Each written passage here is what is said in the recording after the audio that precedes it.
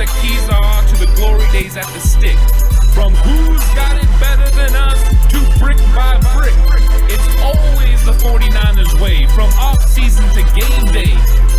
Yeah, we talk back. It's the 49ers cutback.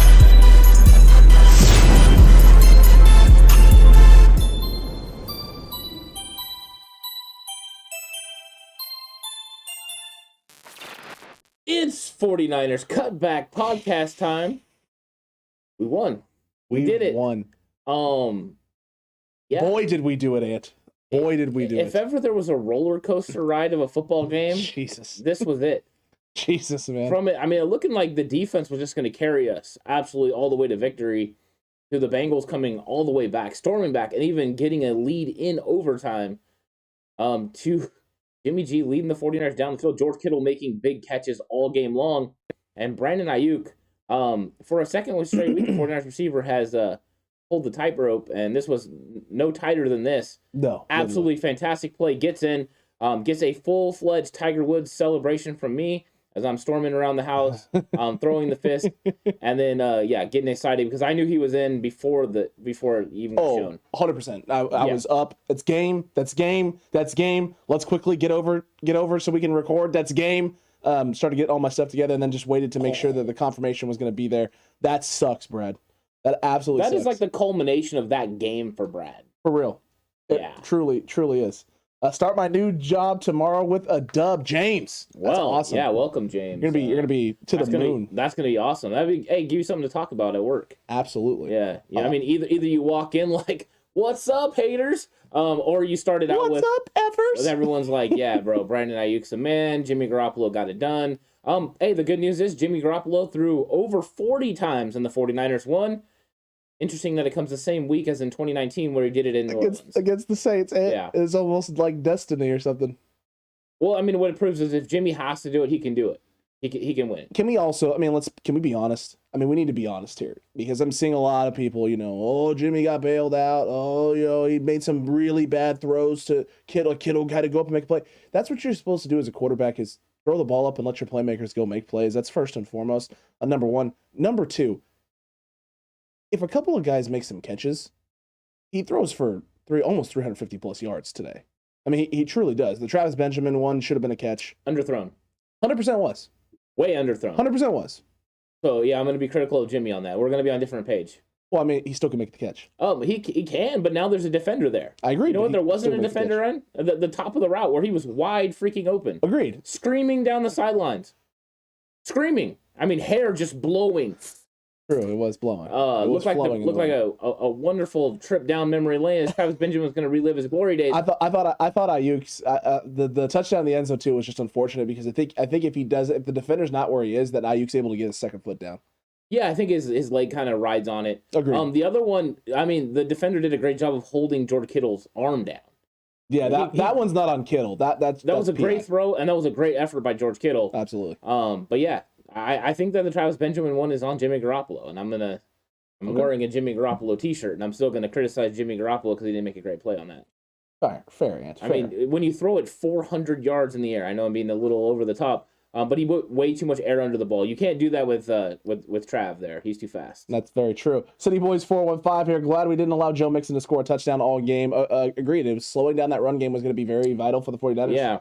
And they put the onus on Burrow, and Burrow delivered. It's really unfortunate that our DB room is, especially with the rookies out there, is a little sus right now. Yeah, and the 49ers went the whole game with basically running a cover two, but anytime they weren't in it, it seemed like Ambry Thomas was struggling to cover anyone deep. Accurate. They started finding the holes in the defense, which, I mean, thank you, Adam Archuleta, on the color commentary for stating that is a hole in the defense. That absolutely is. There's a little pocket between the safety over the top and then the corner who will carry his guy deep or play a guy underneath. And then you got also the seams, but Jaquiski Tart and Jimmy Ward didn't allow anything really up the seams. There was a couple of catches there, but usually they were intermediate underneath where those two guys were as they were covering over the top. However, and I don't know how everyone else feels about this, I'm wondering if we're ever going to find out, why was Talanoa Hufanga in the game, in that situation, in that drive where Jamar Chase, wins in the back of the end zone? Why wasn't Jaquiski Tart on the field? Why is he off? Why are they splitting time? I can't wrap my hand around it. Every time, it felt like almost every time that there was a big play on that side of the field, it was Ambry Thomas and Talanoa Hufanga there. Right, it had rookie on rookie situation. I listen. I'm all for wanting to get your guys some run. I'm all for wanting to let your young guys at times have some opportunities. I don't know if in that moment in that situation it was not the time. I just wonder if there's a real situation because Tart had that big hit. Correct, right, on maybe, Mixon. I'm wondering if he's being evaluated. I honestly don't know. I just know that in those type of situations, I prefer Tart in coverage situations. So Hufanga makes a great play on the sideline the play before, right, on the tackle. Correct. But it's 4th down and they have to throw to the end zone. I'm just curious, why he's the guy they choose. I mean, maybe they have enough confidence in him to make the play, and Jamar Chase just made a better play. That's a possibility. Is that? I just wonder. I'm just wondering. Is kind of posing a question, not so much as a criticism, more than a question. True. Jimmy was unleashed, playing more free and spontaneous. This must drive Shanahan crazy, but the 49ers win. I think early in the game, too, they really tried to force the run. It wasn't there, which we knew it wasn't going to be. Was stunning. And then they went to a play action with Jimmy under the center. It wasn't until they got him into shotgun that he got in rhythm again. Correct. They would go back and forth between the play action, but early on, and then they hit the RPO to George Kittle as well. That RPO was beautiful. And by the way, they called it play action on the actual broadcast. It was 100% RPO. He's reading that middle linebacker. The middle linebacker doesn't drift into coverage. He doesn't slide. So Jimmy just pulls that thing and guns it in that little seam. Yeah, I mean, as soon as the movement of the play got the linebacker to move, he threw it to George Kittle. It was a great play. I think Archuleta knows what it is. He just misspoke. Fair enough. He was a pretty good safety of the league for a long time. Fair. I mean, you are right about that. James, I mentioned earlier, Falcon. He said Texans are next, right? No, the Falcons are up next. So talk about a huge game after back-to-back big games for the 49ers. Very big game because the Falcons 6-7, Niners 7-6. Two teams right there in the thick of it. A loss to the Falcons gives them the head-to-head tiebreaker against you, which you don't want. So for the 49ers, next week is not only a chance to hold another tiebreaker over somebody, but you get yourself to 8 wins. You put yourself 2 games ahead of the Falcons, and you're now putting the pressure on the Washington football team, who dropped one to the Cowboys. You're putting the pressure on the Minnesota Vikings, who are still a game back, and the Philadelphia Eagles, who are a game back. So you're really sticking it to these teams who, yes, they'll be. The Eagles and Vikings aren't a game back. Are they? They lost the head-to-head matchup. They're 2 games back. They're technically 2 games back. Because even if they come with the same record as the Niners, they're not going to be. Yeah, yeah. They don't get the heads up there. So they're technically 2. They got to make up 2. But if you're the Niners, you want to put the pressure on. Tommy Huxley with the super chat. Oh, I love it. We still own the Bungles. LFG. Let them go. Hashtag overtime simulation. The Madden Brandon Ayuk with the touchdown. And the Madden sim was dead on. Hey, yo. But the Madden sim got it right, except for it was a bomb in the Madden sim. Yes. But yeah, it really was a simulation, kind of a more low scoring affair as well. It was. Wow, Madden simulation with the big one on this. So it was a big, huge prediction. The people that watched the Madden simulation, spoiled. The game was spoiled for you. Tommy, though, thank you for that $2 super chat. Thanks for pushing it or pointing it out too, because I had totally forgot about that. I completely. Didn't. I don't know if we forgot, but it's just one of those things where we're just so wrapped up in this moment, and the Niners, having complete control of this game, losing control of the football game, the secondary having some questionable stuff, the Bengals finding their groove there late in that second half, and then Jimmy just stepping up in a huge way on that last drive in regulation, getting the Niners in a position to win it. Gold breaks all of our hearts yet again. No, he made Jason Aponte's heart. Okay, so he broke all the rest of our hearts, but Jason Aponte got the Grinch smile and got to go off on Twitter. Affection here. Ambry had a good week in practice. You're right. I don't think he had a good week. I don't think he played well in the game, but he did have a good week in practice. There's that. To quote Iverson, we're talking about practice. We talk about practice, man. We talk about practice. But the good news is, he's going to be like 30 million times better because he got game reps. That's if he's healthy now. Sorry, I had to go there. That's if he's healthy, too. He made a good tackle on that. He had a couple run fits. Ambry Thomas didn't play terrible. But you've seen his weaknesses right now and the things that he's struggling with. Jamar Chase is that dude. He's good. He's good, but Josh Norman definitely wasn't the worst cornerback on the field for the 49ers. Everyone calling for Josh Norman's head right now. You need to, after this game, you just need to take a step back. No, just pump the brakes because who are we putting out there? You're not putting Ambry Thomas and Diamador Lenore out there. I can tell you that right now. No. You're not doing that. Did you ever think you were going to say you missed Dante Johnson? No. But earlier this week when I found out Dante Johnson was out, I made that short because literally I was in the middle of a lift and I was hyped for my lift. Everything was going well. I was like, I got the lift. I got the game preview that I'm going to do after this. I'm jacked. I'm like, wait, hold up. Dante's out? Like, he's not, wait, he's questionable. He's got family. He's got some family issues going on. He may not play. I was just like, I mean, it sucks for Dante, but oh my Lord, this is like the worst week for the staff. I'll tell you, when I was struggling is when I was watching Red Zone earlier and Buster Skrine had an interception. And I was like, oh man, I wish we had Buster Skrine. I still wish we had Buster Skrine. He's playing really well for the Tennessee Titans right now. He is. He enters the game Jimmy GQ and he exits the game Jimmy G Spot. Oh my Lord, freak stomp. That is one heck of a comment right there. Falcons is a home game, then off to Tennessee for the Titans. Yeah. Stovey, what is up with Gold? I don't know. He's giving me Akers vibe. It's getting Akersy, yes. Yeah, the 2012 Akers vibe is getting Akersy, man. It is scary. It's 100% getting scary. Tommy, is Atlanta a trap game? At this point, no. No. I think it was in 2019 because they were bad and the 49ers were really good. In this one, the Niners, they know this is a playoff battle. So it's going to have more of a playoff vibe. Kyle Shanahan's not going to want to lose them. And the good news is, even though Matt Ryan's been playing really well, he is a stationary target. So that's good for the defensive line. JLE, why not move the Shark on Chase? He can't cover on the outside. You don't want Shark playing on the outside. You want him playing on the inside. They would have just taken advantage of Chase's height against the Shark. Yes. But you're right. I mean, unfortunately, Shark is probably the best corner we had on the field. And I think that's why you've seen Jimmy Ward hovering around him a little bit. Early in the game, they really confused him. And they did, let's be honest, the defense early on in this game, maybe even 2.5 quarters, played fantastic. What a game plan by D'Amico Ryans.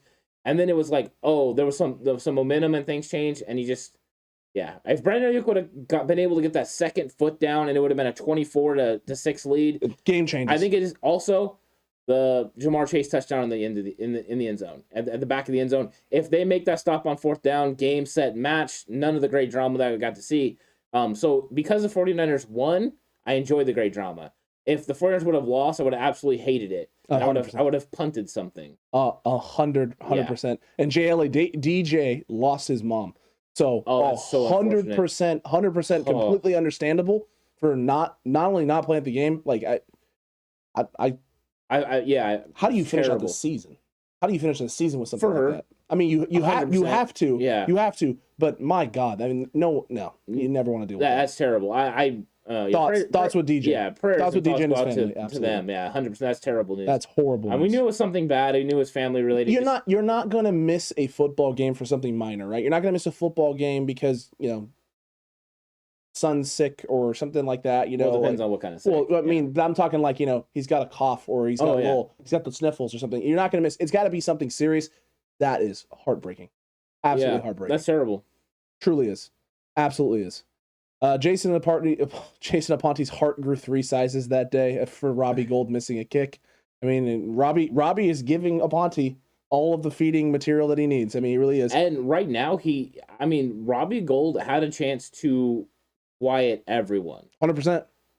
What he did was allow Jimmy Garoppolo to quiet everyone because Jimmy led them on 2 potentially game-winning drives. One of them that got it done. No, nope. It's still not a thing. Big Yikes is going to be fun this week. Wait, what do you mean it's not a thing? It actually happened. I watched it. No, I mean, no, it's not. It's George Kittle, man. George Kittle is, he bailed out Jimmy. I don't know if you know this, but it takes 2 to tango. No, see, I know this. But, about 50, I don't want to say 50%. A good chunk of 49ers fans who are very vocal and very negative about certain players on the football team. Mm-hmm. There is no credit for Jimmy Garoppolo. My uncle encouraged me to join a Facebook group, the 49ers Empire one. Oh yeah, no, don't. I'm in it. Oh, are you in it? Okay. I don't know how long I'm going to be in it. Yeah, that's fair. Let's just be honest. When I see some of the people commenting, I still want to be Jet Li from The One. Have you ever seen The One? The last scene where he's on the top in the prison, he's just like fighting everyone off in the underworld. That's who I want to be. I want to be on there standing on my hill and just fighting everyone off. True. Yeah. Ant is a vision in red. He 100% is. Look at him there. Thank you. He's just glorious. Frank had mentioned earlier. Kyle is a stubborn coach. Jimmy is more effective in the shotgun. Caters to his strengths. Seems that the plays Jimmy has issues were the ones where he turns his back to defense for play action passes. See, this is a strength. I think I've always felt is a strength of Jimmy Garoppolo's is locating off of play action. There's a couple of things he's been struggling with this year, and one of them is the cover one robber disguise. He is struggling to locate that safety in space coming down on those crossers. Yeah, I think consistently. That's like the third week. I think Adam Archuleta called it the cover one lurk. He did call it the cover one lurk. So that's probably what the Bengals call it, because they're kind of privy to that sort of knowledge. But it's the same thing, right? Yeah.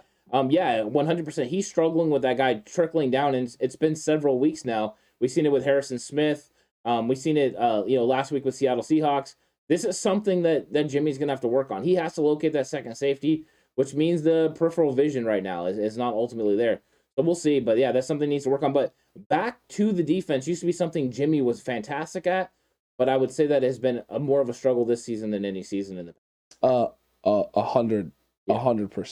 Yes. 100%. I think I would just like him in the shotgun. I mean, he plays it so much better. Well, in obvious pass downs. In rundowns, I know why Kyle wants him, so he can move the pocket, get outside, and do all those things. But I honestly thought, and I always want to keep it honest, that I thought Kyle came out with kind of a strange opening drive.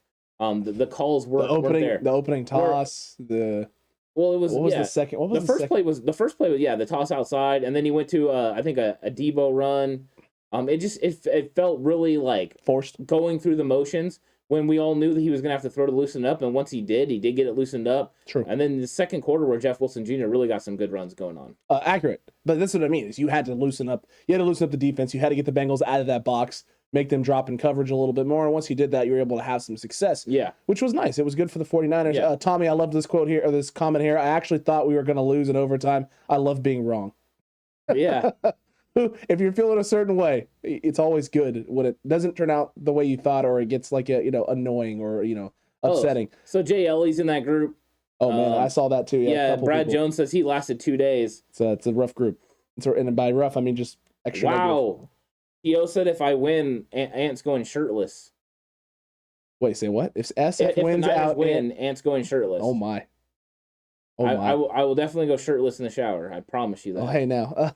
Hello, Mrs. Dawson. Can Phil come out and play? From Tio also a little earlier. Wow. Yeah. I mean, anything 40 in, right? Dawson's going to be good at this point in his career. He's pretty I might take Gary Anderson. He's like 60-something. I'd probably take him at this point. Maybe. No, I mean, I'm hoping Robbie Gould fixes what's going on. Ever since he came back from the injury, right? He hasn't been lights out. Not as consistent. But what was the thing? He's here to make those big-time kicks. He didn't make it. And I thought the special teams played a whole lot better today, except the glaring Robbie Gould miss of the field goal that would have won the game in regulation. Agreed with you there. And we'll get to some more special teams here in a second. Stovey asked, can you still trade Gould? You can still trade him, and that's actually the only way that you can get off of his contract. In the offseason? Yeah, get off what you owe him next year, which I think is like $4 or $5 million next year. He's got a little bit of a cap hit. If you cut him, you don't end up actually saving much money at all. You end up eating a big chunk of his contract. Trading him is actually the way that you get a good chunk of money back. The problem is if he's going to be missing clutch kicks and not being clutch, who's going to trade for him? Maybe the Chicago Bears. Just to get him back? He's local, and they like bad kickers.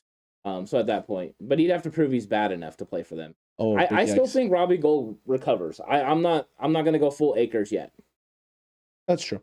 Was Kittle injured? Looked like he was limping and grimacing. There was a couple times where he got up 100%, a little. Yeah. Yeah, he got up a little. There's something nagging. Something, but it's Kittle. He's not going to show it. He's going to play. The fact that he looked like the best tight end hurt. Could you imagine if he wasn't hurt? Yeah. And that's what I'm hoping. I'm hoping it's a hurt and not an actual injury. Agreed. Agreed. Kyle said they will find out about Kittle tomorrow. So there's definitely something going on. Obviously. And Jay Hill is upset with about 41% of the cutback crew, Ant, because about 41% of them think the 49ers are going to the Super Bowl, Ant! The 49ers are going to the bowl. They're going to the chip. Well, I like the faithfulness. Let's be honest. Jay Hill would have crowned the Cincinnati Bengals as a Super Bowl contender if they would have won against the 49ers today.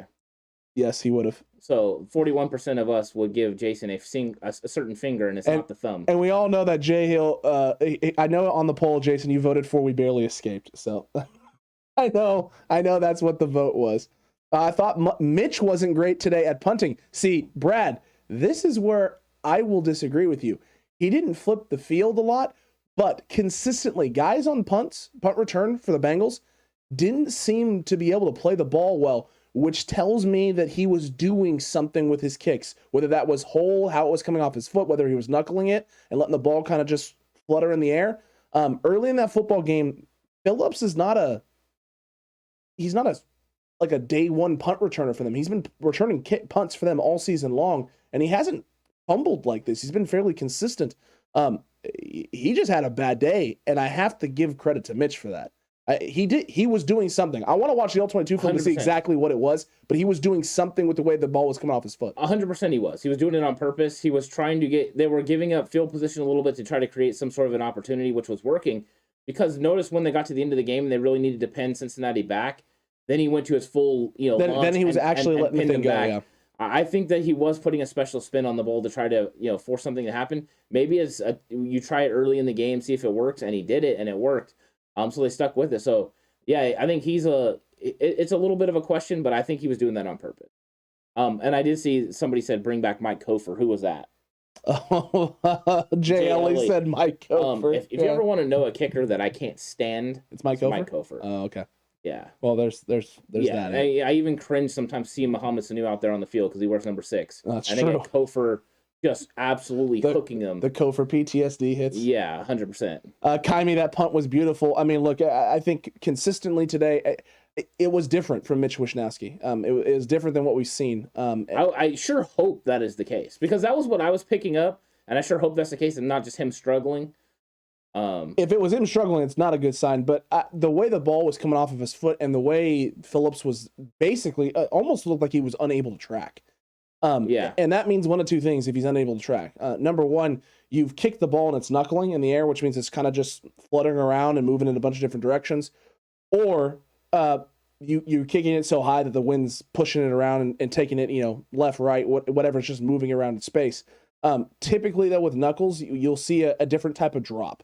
All-22 film will give us a better angle of that. Tress Way had one at the end of the Washington game, the Washington Cowboys game, that he knuckled. It was a beautiful, beautiful kick that he dropped. He literally held the ball, caught it, and held it sideways, and then just knuckled the thing, and it bounced and then took a nice roll for the Washington football team. What is up, Antonio? And then I want to say, do we know what happened to Al-Shaair? We don't. I have not seen anything yet. Because that was a little nerve-wracking. Just a smidge. Yeah, I mean, Fred was holding it down pretty good, and this defensive line did absolutely great in run fits. Isn't it? I mean, besides the draw play where they would let them penetrate and then come upfield, they really didn't get a lot going in the run game. Joe Mixon was held in check. Samari Pirine, or what was it, Pirine? It's apparently an elbow injury. An elbow injury. Mm-hmm. Wow. Agreed. Hopefully it's like a bone bruise. God, I hope so. I mean, maybe it's dislocated elbow. You can come back in like a week or two from that. True. Ask the ice cream man that used to play for me, Gustavo, dislocated his elbow. I said, hey, don't worry, it's just dislocated. He moved it, popped back in, he was ready to go in a week. Al-Shaair will receive an MRI Monday. Matt Barrows has just reported. Man, that is rough. Well, I mean, what kind of things can you do to the elbow? Well, I mean, you could tear something.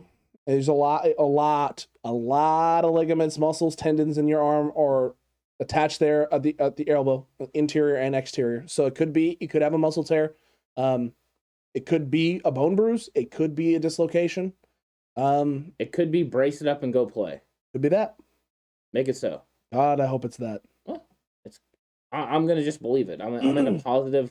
The 49ers pulled this one out. Right, they pulled out a game. I'm thinking positively now. David, it was his other elbow though, so it wasn't the elbow that's the brace. Yeah, it wasn't the elbow on the braced arm. It was the other elbow that he hurt. Well, the good news is he's used to playing with a brace, so we'll just double brace it. I don't care if it's torn. Double bracing. Yeah, get out there and play, Aziz. We need you. That's true. Kyle is a stubborn OCD coach and concerns to his playbook and how one play leads to another. I think the progression pattern has been identified. I don't know about that. I mean, how he goes from one to the other. I mean, I think I would be more concerned if consistently he wasn't getting guys open though. There are guys getting open, and I do think at some points he gets stagnant and he wants to. There is a progression, and he goes one to the other. And I think there's also a progression where he believes that he needs to start with the run game to establish the pass. When sometimes you need to establish the pass, to set up the run. Those are some things he needs to do early in the script. I don't know what they were seeing. I don't know if they were just trying to test this linebacker core that was, having some injuries. But they need to come out firing on all cylinders, and they did. And that first drive was lackluster. Luckily, the 49ers have River Craycraft, and River Craycraft can get on the ball tighter than a lid on a pickle jar. So Brad is saying he's thinking it's a hyperextension in the elbow. So if it's a hyperextension, they'll play next week. Should. Barring structural ligament damage, he should. Okay, Mr. Went to school. I'm just saying. I'm going to go to the football school of hard knocks and say he's going to be out there playing. I'd listen to me. Yes, that's what I want. I want the football school of hard knocks. It's just an elbow. You can still run. I agree with you. I mean, you already struggle to tackle in open spaces, so just throw a shoulder. Just throw a shoulder. It's all good. Shoulder tackle. Gosh. Antonio, Ayuk wanting to reach the ball out, waiting to reach the ball out so it didn't get swatted was smart at the end there. Yes, it was. The fact that he was able to keep his feet in bounds. Oh, it was impressive. And not go out of bounds, like not touch anything, and also still extend at the same time was absolutely fantastic. And needed because he didn't do it in the first time he could have had a touchdown. True. It's true. Come on, Brandon. You got to get your foot down. I'm sorry. He just got to get his foot down. I agree. I think body positioning. I needed it too because my Wild Ass Bold was he was going to have 2 touchdowns. It was close. He had one and a almost. It's a one and a almost. I like that. Jimmy said the turf was a problem for them. Okay, I can see that. I mean, Jimmy had that one where he almost slipped and then also just lost the football. Slippery. Yeah, apparently. Is that what happened at Brunskill and Compton? The turf. Couple of Brunskills were not good, man. Brunskill struggling. So did Tom Compton. Compton was good in the run. Yes, he was fine in the run. He was a complete liability. Which is upsetting because interesting. He went down. Their best pass rusher wasn't even on the field. David Campbell with the $4.99 super chat. Congrats to Jimmy, but I will be glad when he is no longer the 49ers quarterback. Guy drives me crazy. All right. Yeah, Britney Spears sang about that. She did. Drive me crazy, and then other things, and then sexy dancing and provocative clothing. The fact that you don't know the song. I mean, I know the song. I just don't care to sing it. Oh, nice. Okay. Yeah. Yeah, I think Jimmy can frustrate a lot of people at times. There's a lot of players that are like that. Steve Young used to drive me absolutely crazy, and he used to frustrate Bill Walsh as well. I think what's crazy is I was watching a little bit of the post-game show while I was waiting for you, Alex, and Joe Staley and Dante Whitner were talking about how Jimmy Garoppolo is an interesting guy because the easy plays are the ones that he will sometimes miss on. And when it comes down to crunch time, he will a lot of times make the plays. And it's been evident, he said, like in the Packers game, in the last couple games against the Seahawks, this game, where Jimmy's firing on all cylinders in those situations. Could it just be that because of Shanahan's complexity of the system and Jimmy just being a quarterback who's of high IQ and high intelligence, that he overthinks the simple stuff? Could be. Or it could be that he, in such a structured environment, he can't flourish. Maybe. That when things start getting to the end of the game and it's more reckless, more open, that's kind of what Frank is alluding to. Yeah. That Jimmy kind of thrives a little bit in those situations. You mean chaos, and he thrives in chaos? He's more of a gunslinger, in those situations. I mean, that's kind of what he did right at Eastern Illinois. He's more of a gunslinger. Brunskill showed why he's number 7 in Pro Bowl voting. No, it showed why he shouldn't be anywhere near the top 10 in Pro Bowl voting. Oh, yeah. And then, my Uncle Rob texted me during the game, and he asked a question. I'm going to ask it to you. Is why didn't Jimmy Garoppolo throw it to Kyle Juszczyk down there in the goal line? Oh, don't ask me. Don't ask me. He's looking that direction, too. He starts looking left, and Juszczyk's wide open. I don't know how he missed it or why, but apparently he wasn't expecting Kyle to be open there. He wasn't. He was looking, I think he was looking for Ayuk. Then he came back to Kittle. Wasn't there, and then rolled right. And then tried to fire back into Kyle's coming across, and I thought he actually had Debo in the back that he could have just laid it out towards the sideline and let Debo try and make the catch and keep his feet in bounds. No, he did have Debo in that situation. And you had the situation where Debo kind of looked at him like, him? Yeah, no, I mean, that's my thing was like he should have went to Kyle Juszczyk. I mean, because even when they showed the angle, you could kind of see there was no safety like right there behind it or anything. Jim missed that one. That's true. SL Milton, God, Jimmy takes days off my life the way he plays horrible and then throws amazing passes. 100%. Yes. That is 100% how you feel. I feel that. Yeah. I felt that one. Yeah, the way I would look at it is this is the closest I've gotten to the Jeff Garcia feeling. where like you have this is either going to be wonderful or it's going to be a pick. There's like no in between. Yeah. Wonderful or a pick. I was actually feeling fine because for most of the game, Jimmy was dealing. I mean, there were some bad throws where he missed some guys, but there wasn't that throw where it was like, oh man, that probably should have been a pick. Until that cover one robber lurk, as Archuleta called it, situation happened. Once that happened, I immediately was on edge the rest of the game. Oh, really? Because Jimmy had right. What have we always said about Jimmy? Like we've felt this way is like there's usually like one or two really bad throws a game that results in at least one pick. Yeah, and at least one. And when that one happened and it wasn't a pick, I was like, we might have one lurking out here still, waiting to occur in this football game. Yeah, and we can't afford it. No, I had an opposite feeling. Was like that was your chance. That was the Jimmy miss, and you missed it. Oh, that's okay. It's like Joe Montana in the Super Bowl. You know, against the Bengals. In fact, he throws the one. It should be picked. He doesn't make the interception, and then Joe Montana subsequently throws a touchdown pass. You get one chance. You got to take advantage of those opportunities. They weren't able to capitalize on it. And then 49ers had a bunch of opportunities to capitalize with more turnovers. Whether you had the Jimmy Ward one erased, by the Ambry Thomas hands to the face, or you had the one where Fred Warner probably would have had an interception, but Azeez Al-Shaair stuck out his arm. It's nothing against Azeez. He's trying to make a play. But those are missed opportunities. I mean, in fact, Jamar Chase ended up catching it on the rebound. But those are times the 49ers could have gotten the football back. Yeah, you're 100%. You're 100% accurate there. Could you see Banks starting against the Texans if they have basically wrapped up a playoff berth? No, I don't. No, I mean I seen Banks playing special teams. Oh, did you? Yeah. Was he on punt? He's on PAT. Oh, okay. Yeah.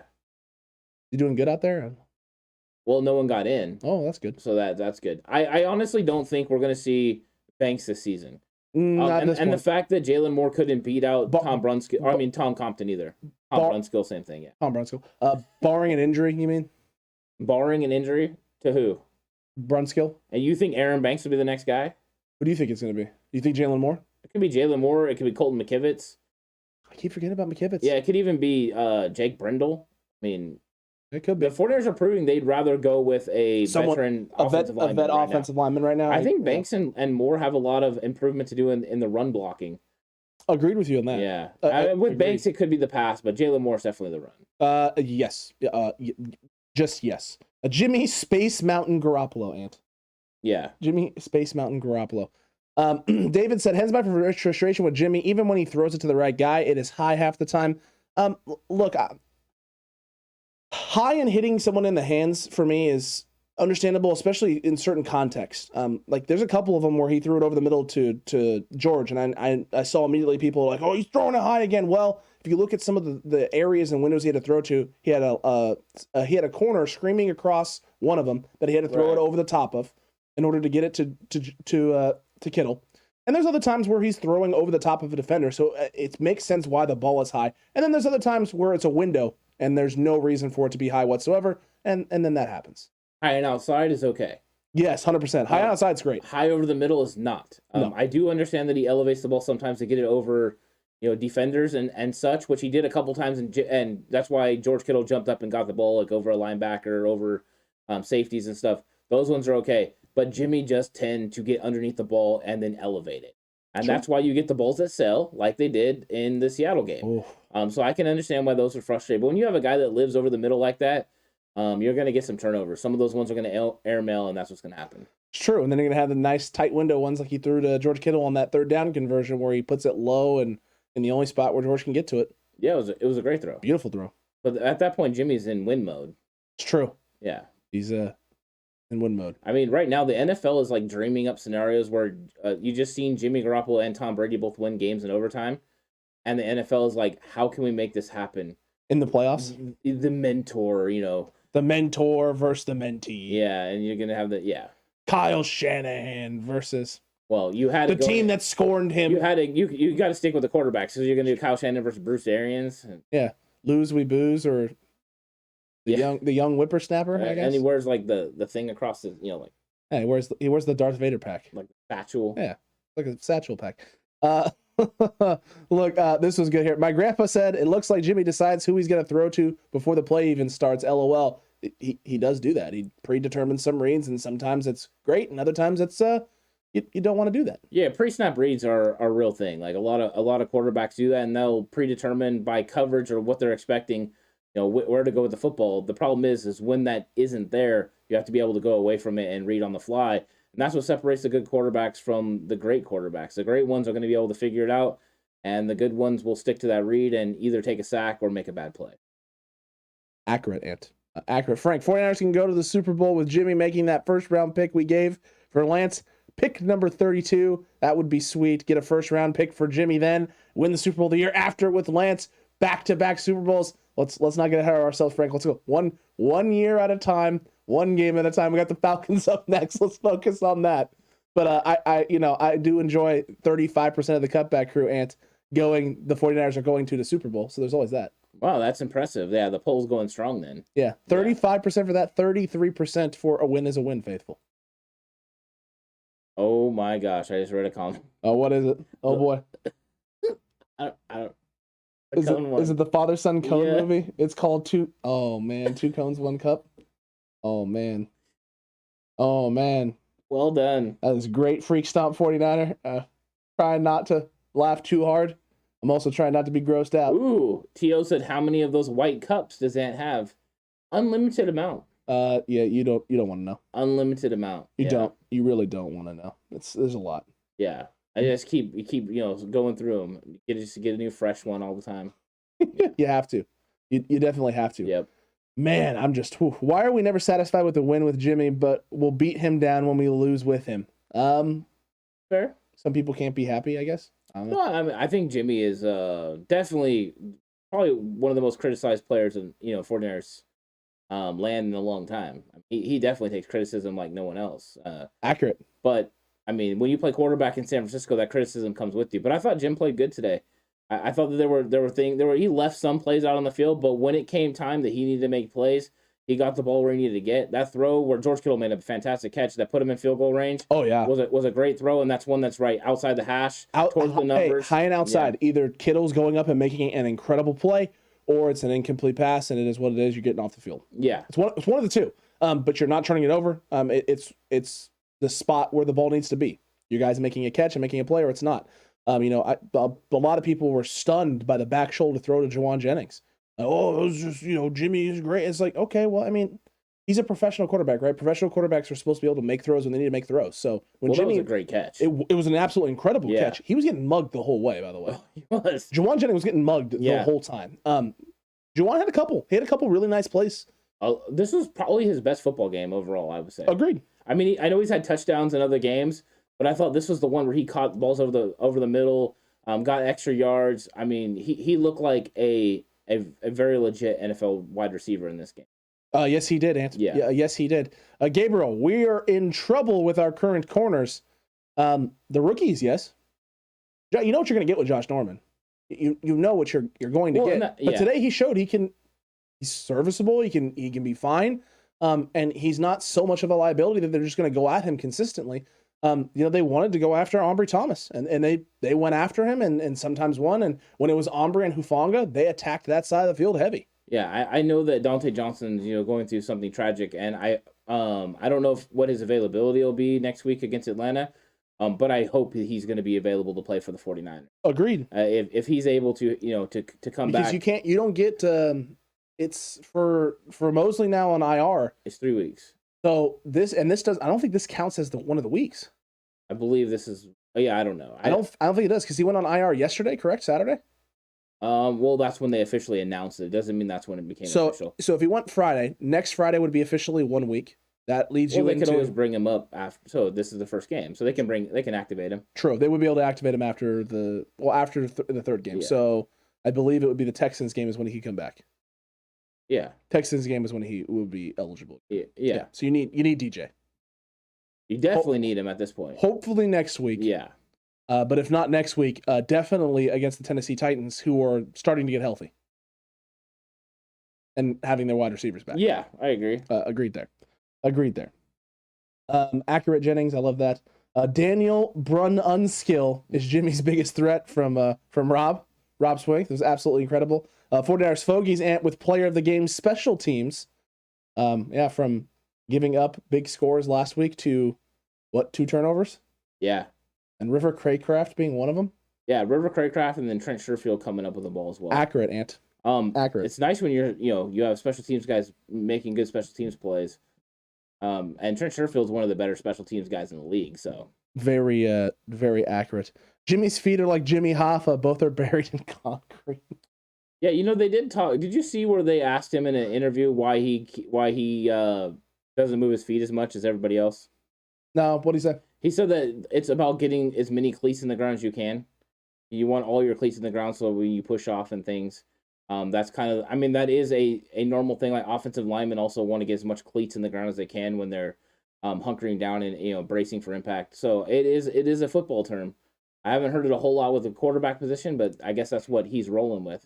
With his quick release and stuff, sometimes that works. When it hurts is when it's the downfield throws. Agreed.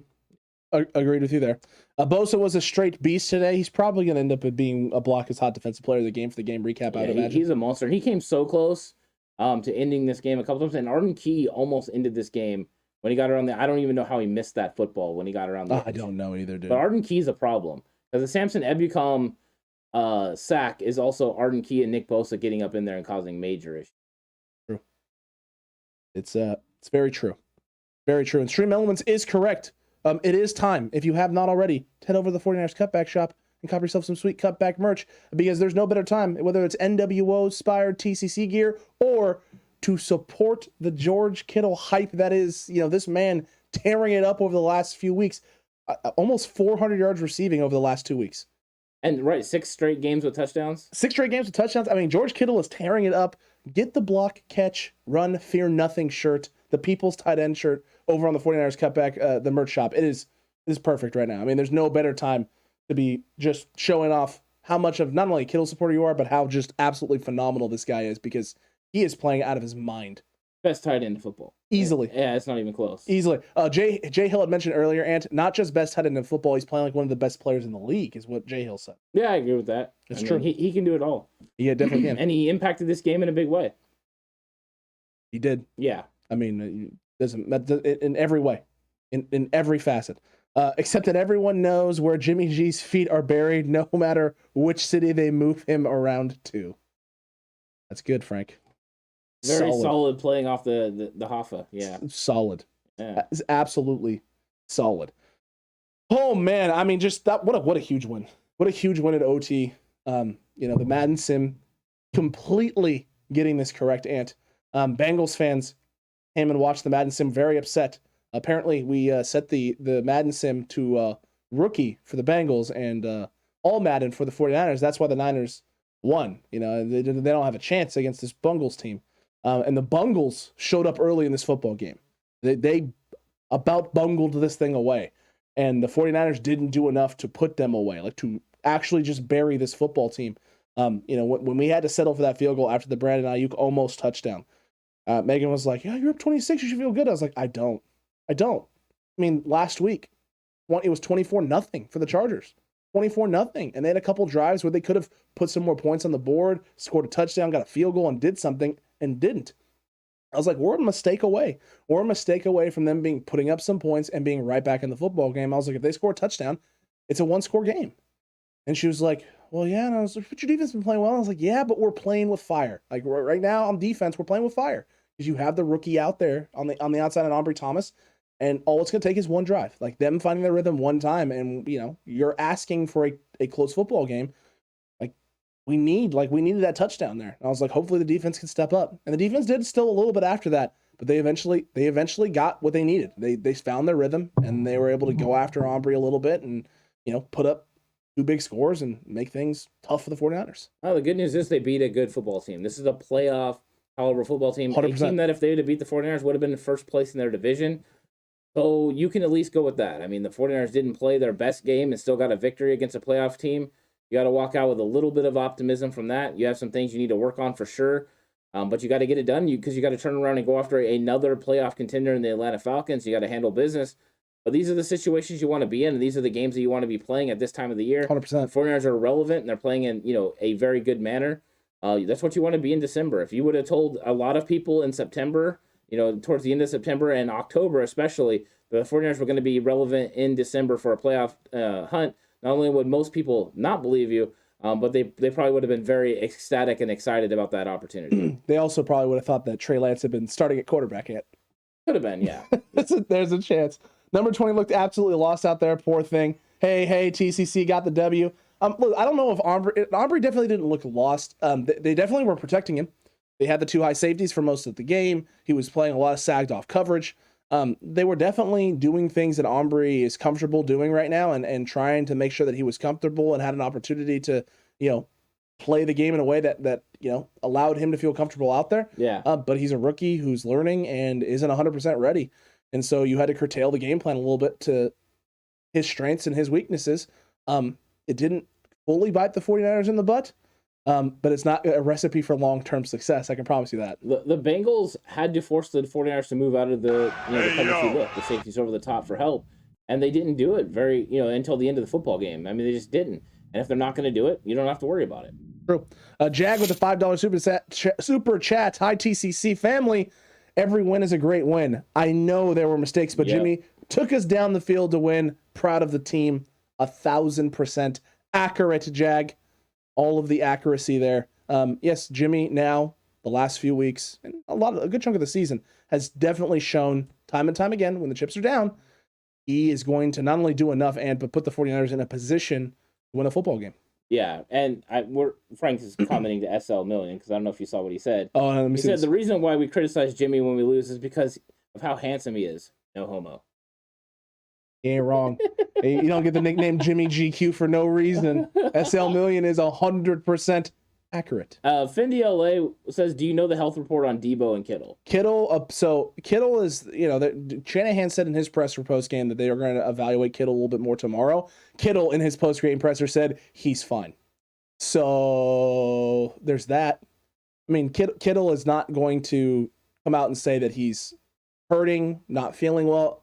Kittle will play through. I mean, if Kittle could play through an ACL, he'd play through an ACL. I mean, if he feels he could do it, he would try. He's had a torn up shoulder for his entire career. I mean, he is a different animal, right? He's a savage. Yeah, correct. He 100% is. So Kittle, barring him being super limited mobility wise Monday, Tuesday, Wednesday this upcoming week, or barring the coaching staff feeling like him playing is going to set him back for playoffs, Kittle is going to be on the field. Yeah. We got a good question from Sir Juju. All right. In your opinion, where do you think we're the most weakest at DBs? Question mark. It's tough because I think there's two positions. I think there's right guard and I think there's cornerback. I think those two are fairly weak. Here's the problem, right? We've been able to win football games with a rotating door at the cornerback position because your identity defense is not dependent on your corners being great. It's dependent on them being serviceable and your D-line being phenomenal. We've been able to win football games and offensively with Daniel Brunskill not playing great. But when Daniel Brunskill has played out of his mind, what has happened this year? When Daniel Brunskill has played top level, we had 2 huge production offensive games early in the season against the Lions and that football game against the Rams, in which he played phenomenal. Again, Aaron Donald out in the football field. Apparently, Daniel Brunskill was a god. But any other time, drives get stalled out offensively. We don't put up as many points. It results in Jimmy taking shots, taking hits, turnovers happening, run game not being able to be effective or efficient. As much as I want to say DBs, it might be right guard. I think they're both the glaring issue. I think those are the two spots. I actually think it's the right side of the line. The entire right side? Okay, fair. I'm going to say the entire right side. And Compton is doing a very good job in the run game. I think the struggle is when we get into obvious pass downs, him and Brunskill, when they're in one-on-one matchups, they can't anchor down, number one. And then also Compton can get beat around the outside at times. So to me, that's a glaring issue. And then the cornerback position, I feel a lot more comfortable if it's Emmanuel Mosley. But we need to get to the point where Emmanuel Mosley's back. And until then, we're going to have to make do, and it's going to be a little bit of a scary situation. But let's see what they can get it done. I mean, let's see how they're able to handle Atlanta and the offensive weapons that they have. Stovey with kicker hand. He went kicker. He's not. I mean, at this point, as of the last few weeks, he's not wrong. You are not wrong, Stovey. You really are not wrong. How much do you want to bet the 49ers Empire Facebook page will still be crying that we should have played Lance? There's a good chance. Yeah. I mean, I don't know. Ant, you weren't in it, but I know Rob is. I know Jay Ellie said he is. David said he was for a little bit as well. I don't know if you guys remember, but it was during the losing streak. I think when we lost our third straight, they changed their profile picture to Trey Lance. It was just Trey Lance. And that's all you could find. The only thing you could see talk about on there was Trey Lance. I think a lot of people didn't believe that the playoffs were in the picture at that point. No, and they completely were ready to move on. And luckily the team still stuck it out, because I want to see meaningful football in January, and the only way that happens is by getting to the playoffs. So hopefully the 49ers will be playing on Wild Card Weekend. I mean, that's what they're pushing towards. Right. Today was a big step, in making that happen, because now they're sitting right there in the 6th spot ahead of the football team, and the football team's got a tough schedule coming up. Yeah, it's all NFC East. Yeah. I mean, it is all NFC East. And I know I was watching a little bit of John Chapman's before we went on, and John was talking about the tiebreakers and things of that nature, and how after head-to-head it comes down to NFC, like conference. Your record. It comes down to division. I think it's division first, and then it's conference after that, correct? Yeah, but division is the kicker for the Niners. It is the kicker for the Niners, but the Washington football team hasn't played that many division games. And their last part of the schedule is all division games. Right. But as of right now, they're 5-3 in the NFC, and the Niners are, I think, sitting at 500. So if you're the 49ers, you need to keep winning these NFC games against NFC opponents. That's going to help you with that tiebreaker. That Rams game at the end of the year is going to be huge for the 49ers, because it's another game in your division that you could get a win in. Do you think tiebreakers are actually going to matter? They could. Teams are going to have to win. Like, everyone else is going to have to win out. The 49ers have to lose. Well, I agree with you on that. I don't think the 49ers are going to lose, but these other teams could win. They could pull out some games. Although the Vikings tried really hard not to win Thursday night. Holy cow. That's the thing, though. The teams that are in, besides the football team, who are sitting in 7th, who are the teams that can catch the 49ers and then win a tiebreak? The Seattle Seahawks? And the Vikings. No, not the Vikings. Sorry. Besides the Washington football team. Atlanta's the only team. The Niners, but if the Niners beat them, they're done. It's problem solved, yeah. So you put Atlanta, Philly, and... Well, and you have the tiebreaker head-to-head over Philly. Over the Vikings as well. That's what I'm saying. Yeah. You put all those three in a category where you've beat them all. Correct. Who is running the Niners down? I don't know. That's what I'm saying. I'm honestly asking. I really don't know. The Vikings would have to the Niners would have to go would have to lose 3 of the next 5 games or next 4 games. Yeah, the Vikings have to win out. Correct, and that's gonna be tough for them no matter what, because they still got Green Bay in there. Yeah, and now I know they already beat Green Bay, but it's Green Bay. Yeah, I don't see very many teams coming up out of nowhere to catch the 49ers. I don't disagree with you on that. I think the Rams game is a dead rubber, and Trey Lance is starting. Maybe. Which one? You're talking about the last one against the Rams. You think Trey Lance starts it? Because the Niners have nothing to gain from it. The Rams, there's at that point you're already set. You're in the playoffs. Your seeds, whatever it's going to be, and so you're just resting starters and letting Trey get some run. It all depends on if you feel like you can keep the momentum that you've had. If you might want to roll Jimmy out there for half the football game or whatever it is, to ensure. I don't know. Yeah. If they have their seating locked up, you're right. It could be Trey Lance in that situation. That'd be fun. That'd be fun to watch. Him get out there and let it roll. I would. I have a feeling. As of right now, it doesn't feel like that's going to happen. No, because that game is between who's 5th and who's 6th in seeding. Especially look, Monday now is huge for the 49ers. Mm-hmm. It is gigantic. Monday night is because I picked the Rams for lock it up. Yep. Right?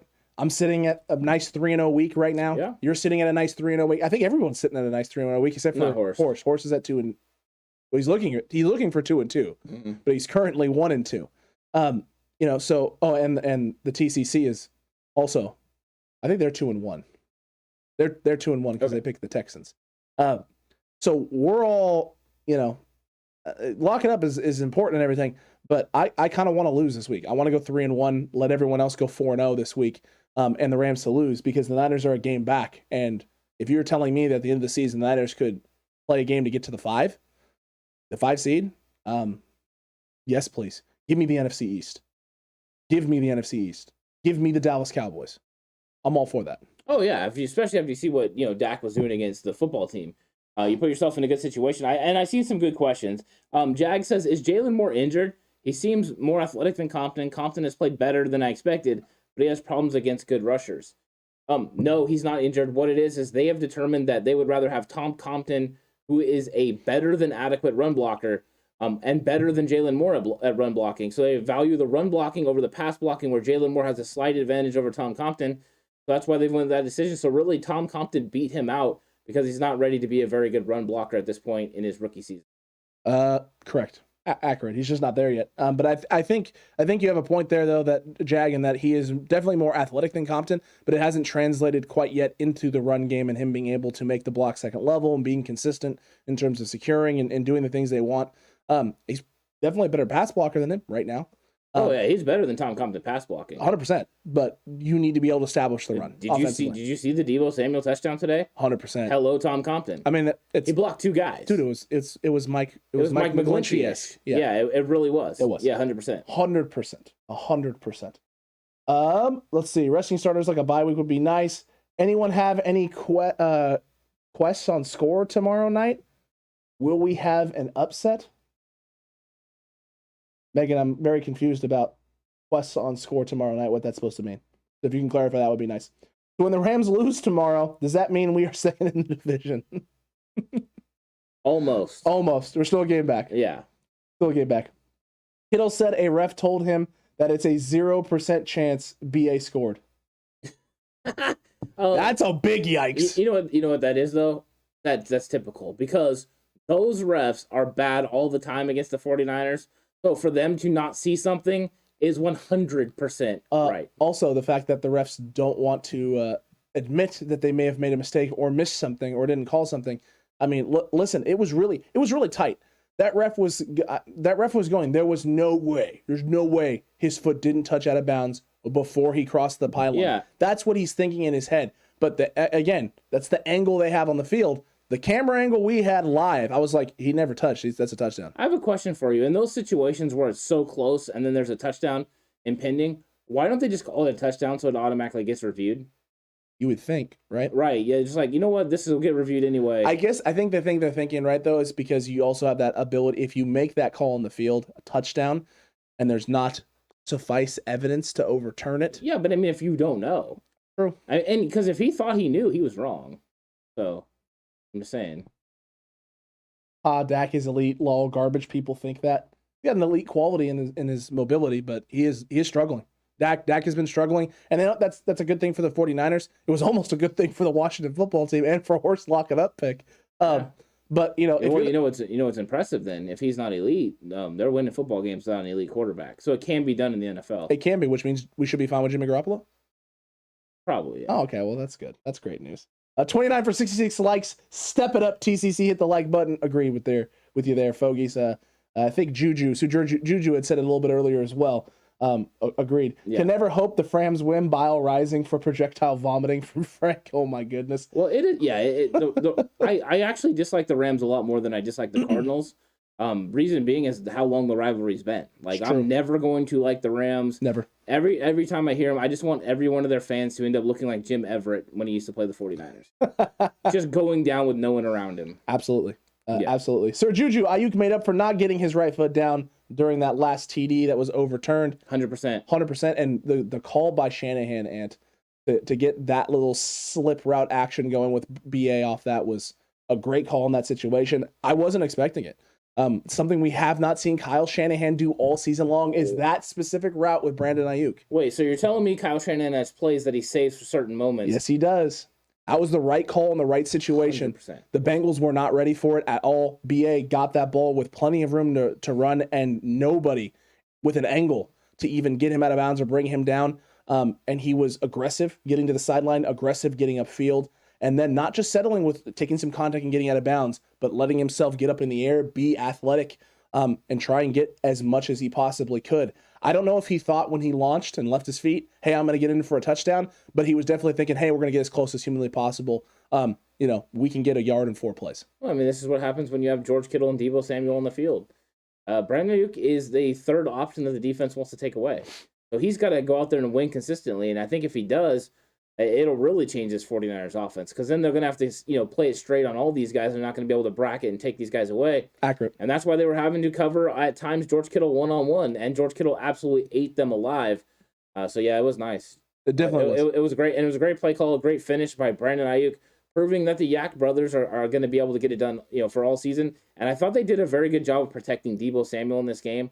They got him the ball when they needed to. They used him in the running game. Absolutely. But they did keep him on a pitch count, because there was a lot of times in the game where he wasn't on the field.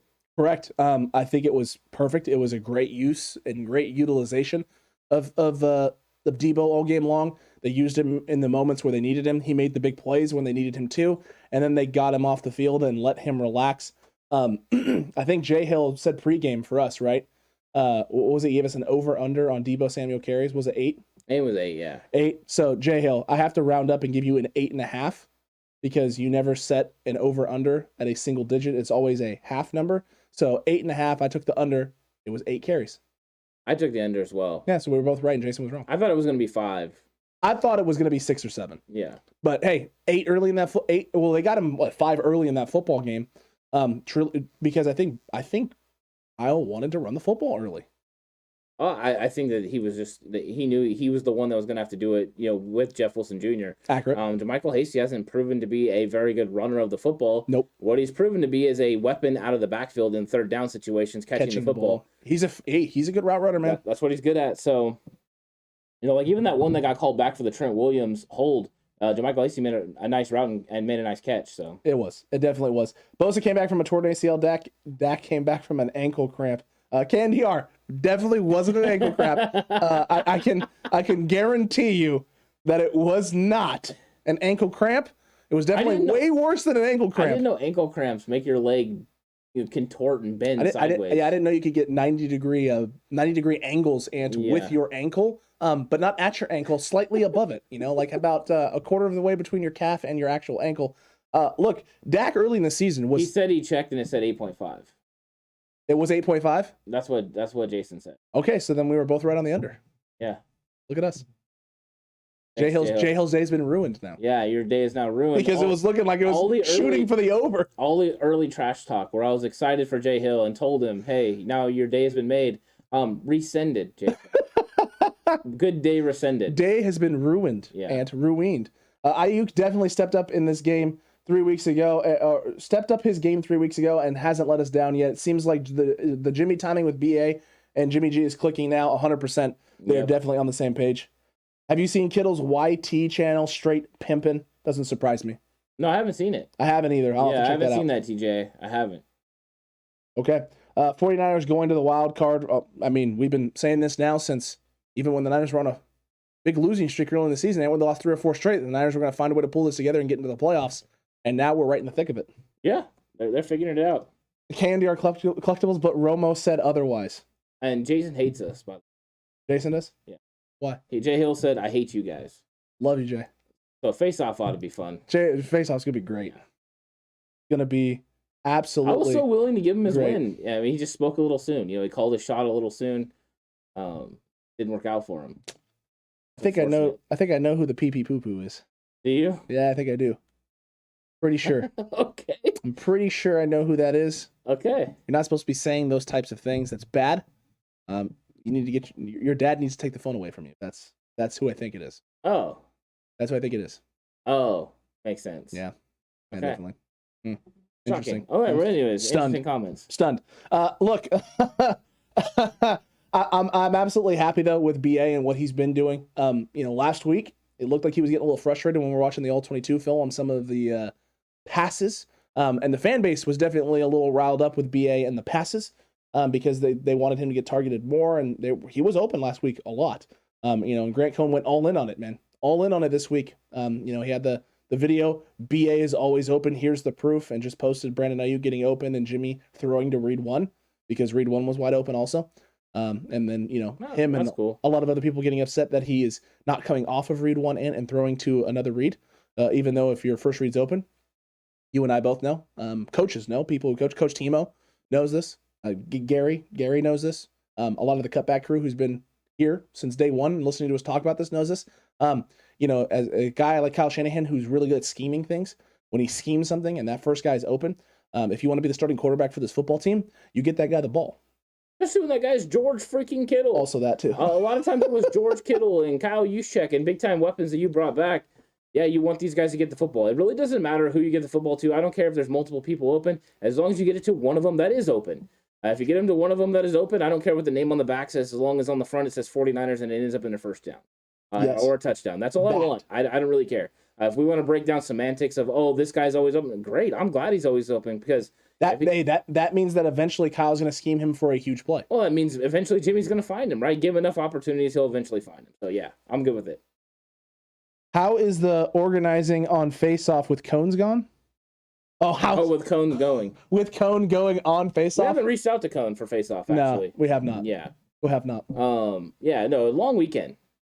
It's going to be a long couple of weeks. Yeah. With me getting to stay at Mike Vrabel's house here when the Niners go to Tennessee, and trying to get that all arranged. And then, we got to figure out logistics of how we're going to record the pod while I'm at Mike Vrabel's house. That's difficult, So we're still getting those details in order. We're trying to make sure we stay ahead of things here on the channel. I'm not sure if Mike Vrabel knows you're staying at Mike Vrabel. Oh, Mike Vrabel. Oh, no, me and Mike Vrabel, we go way back. Oh, we go way back. Yeah, way back to 35 minutes. That's good. Yeah, totally. Green Bay don't want no problems with the Niners in the playoffs, Sir Juju. 100% agree. Yeah, I agree with that. 100% agree. Oh, they said Justin Fields just threw a pick 6. Well, that's... Yeah, awesome. Jason Aponte sad right now. Sorry, Jason. Very sad. Justin Fields throws a pick. Put in the red rifle. Hey, he's rookie, right? This is what's been so crazy. So we've been on this train since before the season started, right? If you have a Super Bowl team, you know what you're not wanting to bank on? You don't want to bank on your rookies performing at an elite level. If they perform above and beyond what you're anticipating or expecting from them, then wonderful. A Russell Wilson situation. 100%. Yeah. Then you're ahead of schedule, right? If you're a team that's drafted this guy to be the future of your franchise. But if you're not getting a whole lot from your rookies and you're a team that's supposed to be contending for a Super Bowl, that's supposed to be expected. There's certain guys that you make moves for hoping that things are going to work out. Like the Niners made the move for Banks hoping it was going to work out. But Banks wasn't the original option. Like Banks wasn't even the guy that they were going after. He was the swerve. He was the swerve pick because the 49ers got swerved. The guy that they wanted wasn't available. If the guy they want's not available, they want the next best option, and you're hoping for the best. It just so happened that he wasn't ready right now. It's the same thing with the Trey Sermon pick that they end up making. It's the same thing with the Ambry Thomas pick they end up making. Yeah. You take guys and hope it's going to work out. Sometimes it does, and sometimes it doesn't. And sometimes it pays dividends down the road, Ant. Down the road. Let's see. Josh Cooper says we beat Atlanta's next week. Playoffs are pretty much a wrap with the Texans next. So yeah, he's saying if we beat Atlanta, playoffs are a done deal. The Texans are up next. I like that. I like that comment. Confidence. San Francisco says, do we now cheer for the Cards? With a Rams loss, we'll be one game out of the 5th seed. 100% yes. Plus, even though I took the Rams in lock it up. It is so easy for me to cheer against the Rams. It's so easy. It's really not. Yeah, the only time I struggle is when Rams are playing Seahawks or Rams are playing Cowboys. Then I just want them both to lose. So that's when it makes it tough. Accurate, Ant. Yeah. Very, very accurate. KNDR here. We beat Green Bay in the playoffs. Rodgers pulls a KD and comes to the Bay. You heard it here first. Yes. Oh, yeah. 100%. 100%. If he's done hugging, who was it that he was hugging this week? Dude from that got drafted by Atlanta, the shooter. Oh, he was like all up on him, like pin on his shoulder and everything during the game. Why am I blanking on this? I don't know. I know I saw it too. That's just upsetting. Yeah. Frank, 9 games to go for now, though. Only Atlanta exists, an old NFC West opponent. Easy to get amped up. The too legit to quit was their mantra. Unfortunately, Montana made them too lame for fame. LOL. I'm going to tip my hat to you, Kai 12 he's a Colts fan. He's coming in to say thank you. Oh, nice. You're welcome. Nice. Yeah, it helped the Colts playoff trip, playoff hunt. You're welcome, guys. Anything we can do to help Buckner, we're big fans of Buck. Yeah, Buckner, big fans of the Buck. How tough will the Titans be? Very. They're getting their receivers back. They're getting healthy. The defense is starting to find their identity a little bit. Well, they still got a bunch of dudes on IR, but at some point they're going to come back. Well, I mean, you had Julio back today, and nothing bad happened. So Julio comes back today. He gets through an entire football game. So positive trend for them. A.J. Brown here in the next few weeks. I mean, you got to imagine A.J. Brown will be back by the time the Niners come to Tennessee. That's what, 2 weeks? Yeah. And I think his window opens. Wait, so we got Atlanta, then the Texans, then Tennessee on the short week? Is that how it goes? No, I think it's Atlanta. No, it's Atlanta, then Tennessee, then Houston. Yeah, because because I take off the Vegas house in the for the good guys. Okay, cool. New subscriber John Cooper. Welcome to the Cutback crew, I man. believe that's Josh. Josh Cooper. I'm bad with names and reading. You just Jimmy Garoppolo'd against the Lurk defense. Did. But the good news is cover one robber almost got me. Good news is it was dropped. It was dropped. No interception. Just well like today. done, sir. Just like today. Yeah. KNDR, he could mentor the kid Trey Lance. Here's the so this is we've had this conversation before, right? We've had this conversation before about this exact situation. If something were to happen and you were able to get an Aaron Rodgers into San Francisco, it's not going to be a 1-year thing, you would imagine. It's going to be what, a 3-4 year thing at the very minimum? I have no idea. I don't know what a contract looks like in that situation. Is there any way you can make Trey Lance sit that long? No. So is Trey Lance still the future? I don't know. If you get Aaron Rodgers. Aaron Rodgers isn't even the future right now. It's true. You know what the future is? Atlanta. Jimmy Garoppolo and the 49ers. Beating Atlanta, beating Matt Ryan. That's the future. Getting Elijah Mitchell back hopefully next week. Hopefully. I don't know what's going on with the knee. That makes me a little nervous. A little spooked. Because, he's got the concussion. He's in concussion protocol, but I'm a little nervous that they keep bringing up the knee. Yes. And then they just calling it knee irritation. That's like the same thing they said about Jeff Wilson Jr. It's true. What is knee irritation? What is it? What are you? Yeah. I don't know. What's happening? Alex Ming, what do you think about Ombre Thomas? Young corner. Yeah. Developing. Mm-hmm. Some strengths. He's really good at run fits and coming up and tackling. He's struggling right now with coverage. And hand placement on his jam. Oh, my God. He was getting so high. He's got to bring it down. Yeah. He's got to bring it down. He had Jamar Chase. I mean, those were legit penalties. He was hitting him legitly in the face. So he's got to work on that. I think he's got a little bit of technique flaws. Also, he needs to get stronger because on that touchdown play, or I'm sorry, the one that got that came back, correct, the incomplete pass, Jamar Chase was able to body him, get away, and create separation. So he needs to work on that. True. Megan with the 17-14 Bears update. My goodness, Justin Fields is dealing. Good. Sounds like a good game. Yeah, sounds like it. It's a shame we're gonna miss all of it. It's okay. Steve Young sat that long. Josh, you were correct. Yeah, I think the only difference is that I just didn't give up 2 first-round picks. No, and it's a different situation back then. Free agency was different. Everything was different because free agency didn't really open up until the 90s, per se, the way that it handled. So it's a lot different back then. Christmas 1986, and with a comment we all needed because no one has said it or acknowledged it. Josh Norman, not a single PI today, folks. That's right. Yeah, I think that's winning football. But wait. Norman didn't have a PI. But Ombre had 2 hands. Oh, God. But it's not a pass interference. But it's hands. Oh, God. Yeah. And we're getting dangerously close. How much damage can Josh Norman do on the PIs with the young guys? if all I have to deal with is hands to the face, I'll live with it. It's true. But yeah, no, that is big. Well done, Grimace, 1986. It's true. Gary with the emoji. Hit the like button, folks. Hit it. It's a light colored button. Then you hit it, and it turns dark like that, knowing that you've hit that like button. So make sure you smack that thing into oblivion. Max here. We need some DBs, cornerbacks, and yeah, we're gonna have to address it in the offseason. Whether that is signing a guy in free agency, J.C. Jackson from the New England Patriots, or whether that's drafting some gentlemen. They're gonna need to address the room in a big way. Yeah, they're definitely going to have to. I think it's going to be a combination of both. I won't be surprised if they don't sign somebody in free agency and also draft because they need to make sure they have more options at the cornerback position. Emmanuel Mosley seems to be a guy that you can go out there and roll with every single week. Accurate. They need someone opposite of him. They have him under contract for 1 more year, but they need to build this group. I think Deommodore Lenoir and Ombre Thomas will get better. They will be better next year. But are they on pace to start next year? That's another question. That's the main question. And Stovey, no, the Niners defense did not have a PI today. So overall, solid. He missed a tackle trying to punch the ball out though. 100% frustrated the living heck out of me. There was no reason to try and punch either. He didn't have an angle. No, does he know the rule? The first guy makes the hit, the second guy comes and punches it out.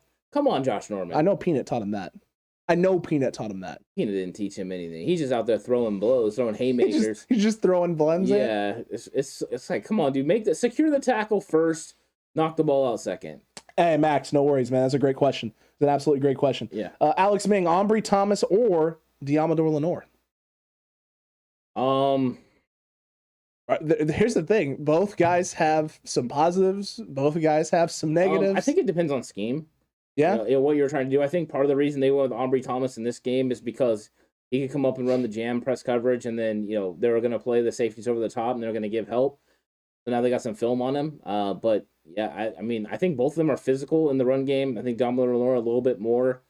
So it's close. I think if I had to choose right now from what I've seen from them playing football games, I would go with Diamador Lenore. Has the heads up a little bit. But both of them need safety help. Both of them you can't put on an island, and both can get beat deep. I think the only difference, right, is that with Ambry Thomas, the size, the stature, he's a little more susceptible against those bigger wide receivers. And Ambry it could have Thomas been why they chose. It could have been why they chose because of T. Higgins. Absolutely. Yeah. I think that's the reason why they went that direction. It definitely could be that. Absolutely, Ant. Absolutely. San Francisco, I love this here. In all honesty, Jimmy G had another 100-plus QBR, 2 TDs, 0 interceptions. He did. He definitely did. Yeah, it's like 103, I believe, on his QB rating, so nice. True. Brad, I think the defense only had 2 flags against them today. That's accurate. Wow. Both of them on a rookie, so that's good. Yeah, that's really good. And later on, he changed his... He did. He changed his contact point, so it's good. It's really good. Edgar, hi, bros. Congrats to this channel. My first here. I believe that's Edgard. Edgar. Is it Edgard? Oh, Edgard. I said Edgar. Yeah. Edgard. We appreciate it, man. Thank you for coming. Yeah, welcome. Thank you. Welcome to the TCC. For sure. Falcons, fritters, hungry 49ers, let the team eat. Agreed. Norman, nope. No, T.O. Not doing it. Mm-mm. I won't. You almost got me, man. You almost got me to say it. Chat can read it. I'm not saying it. My face is saying it. Yeah, it is. That's well done, T.O. Well done. It's a good joke. Yeah, it's really good. That was good. Johnson was going to start over Thomas, but his mom had the heart attack and died before the game. RIP to her and condolences to him. 100%. Yeah, it's awful. That was terrible news. I mean, that really was. I mean, you feel for somebody. It's holiday season, and you're going to lose a parent like that. That's tough. Dante Johnson's been grinding it out, been a tough guy. Won't go away, always finds himself on the field, and I think he's actually played pretty good. Besides the Green Bay game where he struggled, I think that he has played pretty good this season and been a significant part of the San Francisco 49ers defense. So yeah, we were missing him today, and then our thoughts and prayers obviously are with him and his family. Absolutely, that's never easy, especially around the holidays. But especially when it comes out of nowhere like that. It's hard. I think Kyle had said, someone had brought up earlier, Ant, that Kyle had mentioned and talked about the fact that he did at least get to see her and say goodbye. So there's that. That is huge because for him, 100% that's huge. That allows some closure. And when you have that closure, it's a lot easier. Never easy to overcome a loss of a parent, but it's easier because at least you got to say those final words and get that little bit. Everyone grieves different ways. Everything takes different time. Hopefully he takes as much time as he needs. And we'll be very appreciative when he comes back. 100% yes. Brad Jones, did you guys see Joey Bosa's sack celebration today? Yes, he did the new Halo teabag. I think it's like the in-game taunt essentially. I haven't seen that. And the new Halo Infinite, essentially he does a little thing, and then he sits down and teabags. Oh, okay. He did a straight. Oh, interesting. Did a straight teabag celebration. My favorite was I flipped it over to. Oh man, what is it? NFL Game Day on NFL Network. Between like commercials, and they were covering the game, and the guy in studio goes, "Well, it's a third down and it's a third down here for the Giants." He goes, "Well, it looks like they got an almost empty set." He goes, "God, I hope they're gonna chip the best pass rusher on the Chargers." And Bosa comes flying off the edge. No one touched him. He's all, "Nope, he's not." And then he strip sacks him. He goes, "Well." He's all, "Beats me. Apparently, we just don't want to chip the best pass rusher and one of the best players in the opposing team and let our quarterback take a sack." He goes, "That makes sense." Yeah. Very upsetting. It was very funny. I enjoyed it. Are the Niners going to be able to pay both Bosa and Debo? One more for the good guys. It's a good question. And welcome to the new subscriber, Giovanni Garcia. Welcome. Welcome to the Cutback crew. Welcome to the Cutback crew. It's an interesting question. I think the good news for the 49ers and for all of us as fans is Debo's going to get addressed in the offseason before training camp. They're going to go after, this is the MO, right? George Kittle, Fred Warner. It's going to be Deebo Samuel. He's going to get his money because he's going into the last year of his contract. Accurate. Where Bosa is further down the line. This is Bosa's third year. So next year, fourth year, they don't have to work on an extension. They can actually wait, exercise his fifth-year option, and then work on his offseason the year after that. You know where the money's going to be. The money is going to continue to blow through the roof. So, yeah, they can bring them both back, but both contracts are going to be pretty lucrative. So the 49ers are going to get creative with their money, which means they also need to get younger at some positions and not be able to bring in as many free agents. So it's going to be kind of pick who you're going to get. But yeah, I think they can bring them both back. And I think they need to. I think both guys are key, vital pieces to what you do as a team and as an organization. Yes. You think? Duh. No, duh. I mean, that's part of the reason they're going to be playing on a rookie pay scale with Trey Lance is that way they can pay people like Deebo Samuel.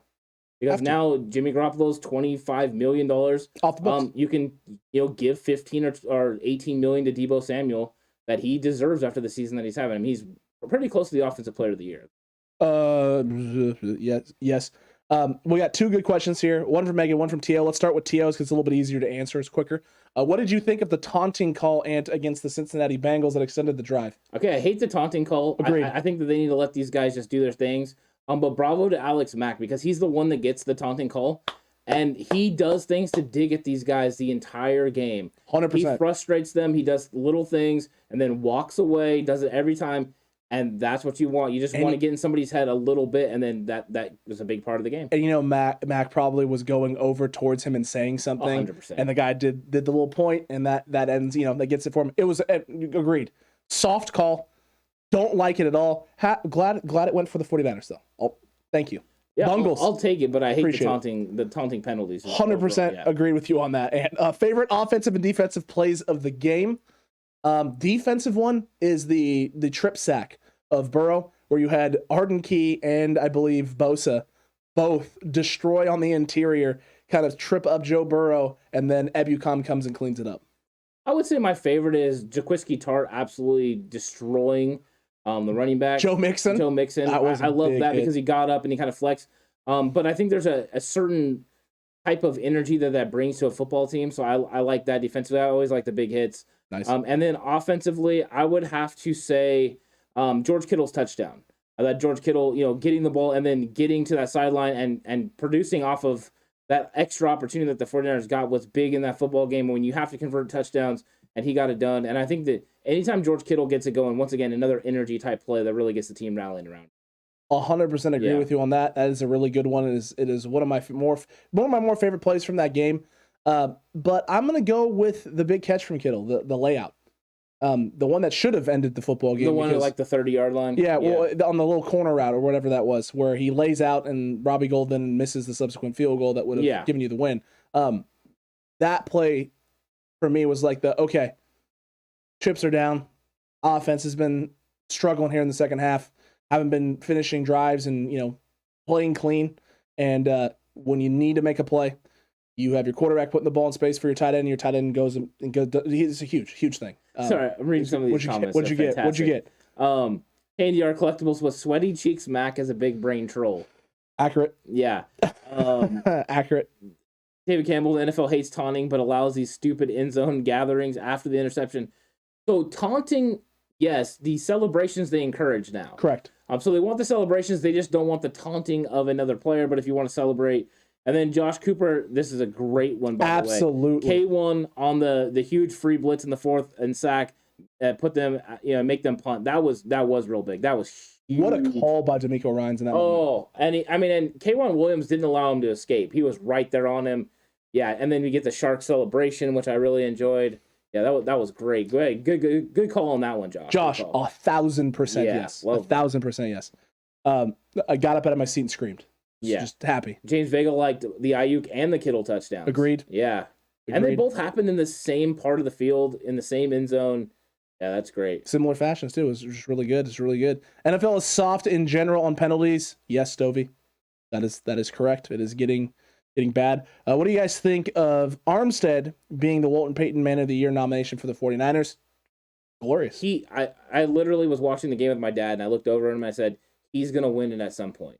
100%. He's going to get nominated every single year, and he should win it at some point. He does so much for his community and so much for the area of Sacramento where he's from. 100%. Yeah, he's a big influence. Talk about a guy who has taken his platform and tried to just improve the lives of everyone around him. Yeah. Consistently. He's just a good dude. Yes. I mean, Eric Armstead, I don't know how anyone can't root for him because he's just a really good dude and a really good football player as well. Yes, 1,000%. Yeah. Yes, Josh, we appreciate that. Thanks, guys. You're the best. No, you are. The Cutback crew is. All of you are supporting this channel, tuning in each and every week for all the content. Really just giving us that extra little boost to keep posting the things that we're posting, expanding the ideas on the channel. Without your guys' support, number one, we couldn't do it. It would just be not only a drag, we wouldn't have the time and financially be able to do it, but we got our GOAT tier members on Patreon.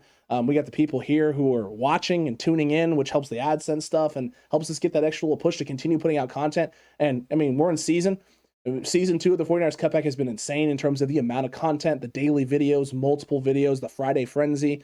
I mean, all the extra stuff that we've done this year has been great. But we got big plans for the offseason as well. So, I mean, once we get out of here, yeah, some of the stuff that we're doing now goes away because it's not in season, but we got big plans for the offseason, even more shows, more ideas, more ways for you Cutback crew to get involved and interact here on the channel with us, with your fellow channel members. So, I mean, this has been absolutely phenomenal. It's been fantastic.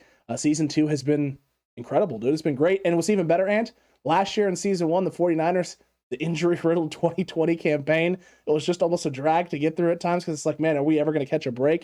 2021 was starting to feel that way, but the Niners have turned this thing around in a big way. So season 2 is blown up, and the Niners here in 2021 have started to figure things out, and we're going to get some playoff action. Yeah, I think so.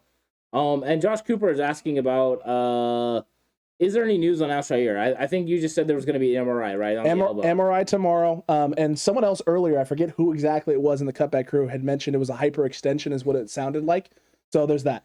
That's what we know. Beast mode with Dolphins needed this. Thank God y'all didn't choke. I will say to this, beast mode, I'm rooting for the Dolphins all season. They're my AFC team for this year. Go for it. My cousin was a huge Dolphins fan. He passed away recently of cancer. And so, yeah, I'm huge Dolphins all year.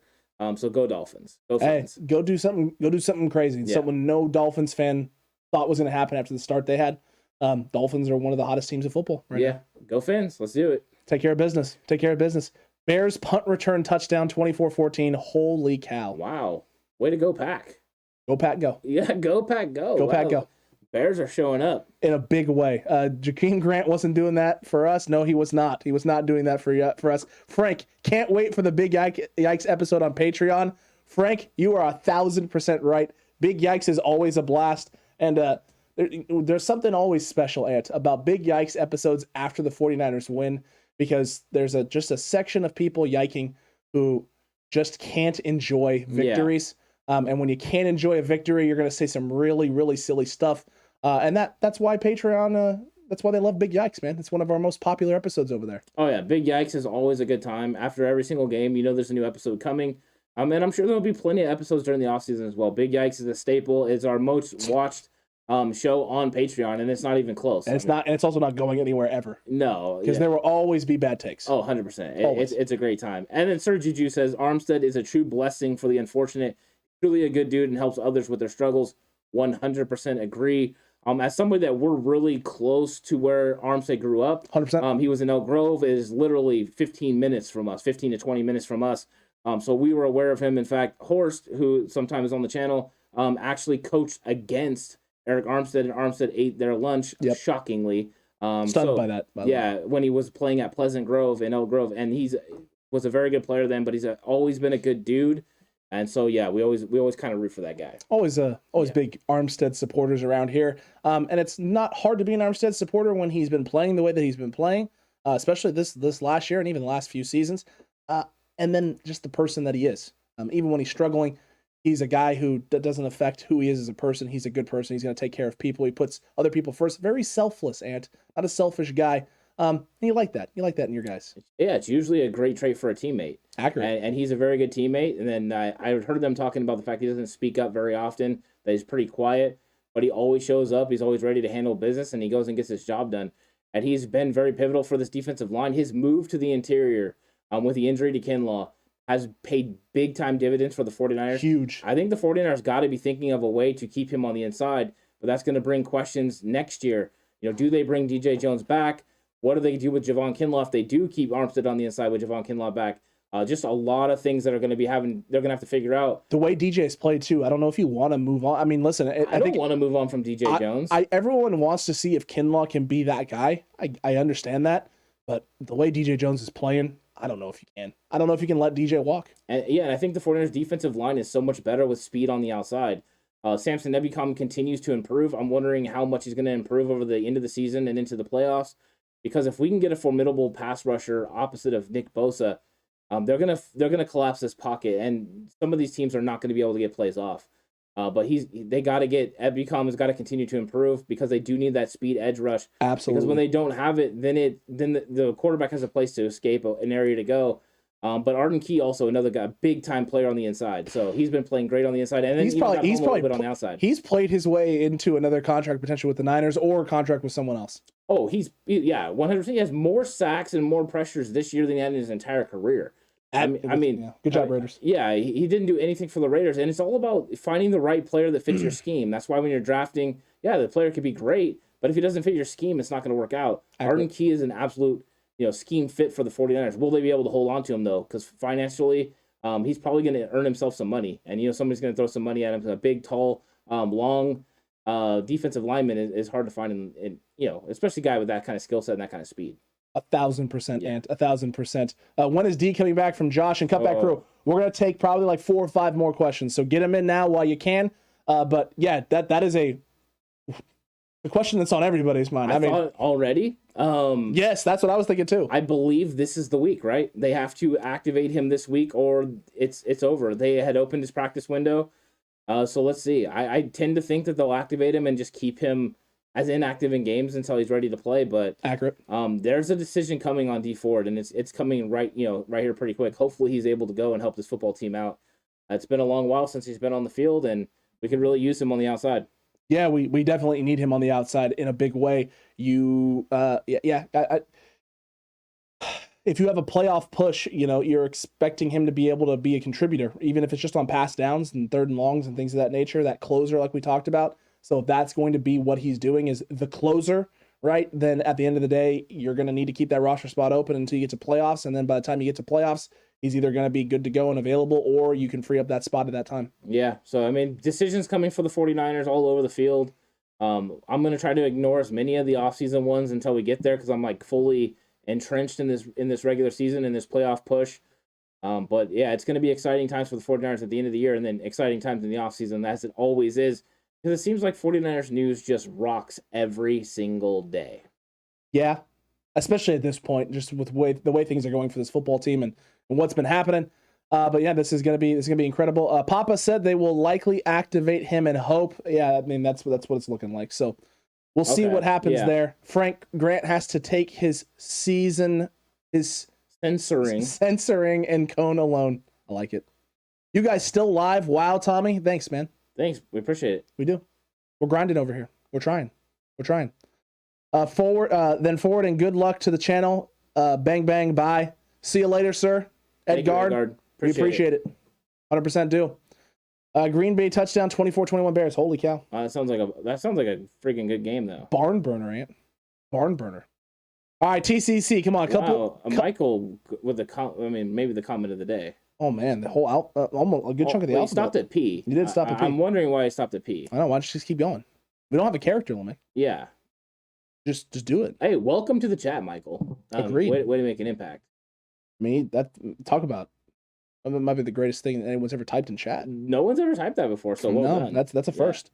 Yeah. No one also had typed pee pee poo poo before. No, you're right. And then someone typed that a bunch. And well done, Gary's right. Optimism is king. Gotta be optimism, and Gary is the king of optimism. Accurate. Yes. Accurate. Do or do not. There is no try, Alex. All right. I appreciate the wisdom, Yoda. Thank you. Oh, I will do it. Tommy kind of gives a Yoda vibe at times. He's a wise man. He is. He's a wise man. Yeah, and a movie reference king, which I enjoy. Also accurate. He finished. He finished it. Thank you, Michael. My day has been made. I thought the 49ers win was the pinnacle, but the alphabet being finished by you, well done, sir. Glorious. I love it. Look at that QRSTUVWX, Y, and Z. And I think we can officially wrap this thing up. And now you know that you can bring your kindergarten and preschoolers to our channel, and they can learn the alphabet as well. It's people helping people. An informative channel. That's right. We do it all here. Covering the 49ers, right? Giving you the daily news. Incredible Madden simulations. Caleb. How does Spaceman on Earth feel about this game? I don't. Well, we knew how he felt about the mean ocean last week, so let's see what happens this time. It's got to be pretty. He's got to be pretty all over the place. I'm actually going to give applause to Michael. I was enjoying that very much, by the way. I was. Well done, sir. I went to SC with Debo and Kinlaw. Kinlaw will work his butt off, and he'll be back. I like it. I like that. And we like Kinlaw as well. Big fans of Kinlaw. He's got to overcome this injury and have a big season next year because there's a lot of questions there. But we're definitely rooting for Kinlaw. I want nothing but Kinlaw's success. Yeah. How easy is it for Raheem to come back after having his tendon replaced with a new one? Alex, I'm gonna go to you on this one. I don't know. Not easy. However, science is evolving. Surgeries in some areas, but surgeries and knee issues in general, whether it's ACLs, ligaments, tendons, and things of that nature, how they do the surgery is different than ever before. How they reattach, the rehab process itself and what they focus on is different, and the focusing of the rehab and lower body strength, core, glute, things of that nature changes everything. Oh my Lord, Tommy, why would we know the answer to that question? Don't know. I don't know. It's not a thing around here, Tommy. Probably like my eggs, over easy. Yikes. Big yikes. That was well done, Tommy, once again. It really was. Bravo, sir. It really was. But James, it's hard to say because I know some of it also for him was cartilage that was damaged. Yeah, that's what it was, right? The cartilage. Yeah. And cartilage is a lot harder of a thing. You do need to trust the science on this, Jason. Yeah. Cartilage is a lot harder thing to recover from because once you start losing some of it, there's not a true and tried method for replacing it or mitigating damage. Perfect example of that is Brandon Roy with the Portland Trailblazers, who was having degenerative cartilage in his knees. Once it started to go, there was no getting it back. He cultured it, they grew it, spun it, did the whole transfusion in Europe. It came back. He was good for like half of a season, and then the generation started again. The degeneration of his cartilage in his knee started. The good news for Raheem Mostert is it's not a genetic thing, so it's not like he has an issue where cartilage is dissolving and not growing back. He chipped it, so how much of an impact that's going to be is going to be different. Another great great comment from Frank. Would be awesome to eat at Fisherman's Wharf in celebration. Unfortunately, the drive from the islands is problematic. Just have to sit and yell at the mean ocean. 100%. Yeah, because I believe he's in Hawaii, right? Frank's in Hawaii. Darn you, Fisherman's Wharf! Yeah. Darn you! Yeah, in San Francisco Fisherman's Wharf, what's your go-to place, Alex? Man, that's tough. I like the Rainforest Cafe. Rainforest Cafe is nice. Yeah. I forget that it's right off of Fisherman's Wharf. It overlooks the bay. It's like a seafood restaurant right there. Yes, I can't remember what it's called. I've eaten there as well. I eat there. I try to eat there every time I go there. Yeah, bomb. The calamari there is phenomenal. Okay, I've never went calamari. But I almost always go calamari. No, but yeah, really good. Yeah, I agree with you. James Vega. Okay, second question. Would it be worth bringing him back? Personally, yes. Yeah, I'm doing it too. Yeah. Mm-hmm. For the right contract, absolutely. Great T.O. Can Law play using a mobility scooter? Hey, I don't know. Up, Lou? I don't know. Lou, how you doing, sir? How you doing? He said, congrats, TCC. Enjoy. We're all enjoying this victory. We hope you did too, Lou. We hope the whole 49ers empire, faithful, cutback crew, all of you, we hope you enjoyed this game. I know it was up and down. I know you probably stressed. Maybe you lost some years off of your life. Listen. I'm sorry, but now the calamari thing sounds really bad. Jason said it's always a good play.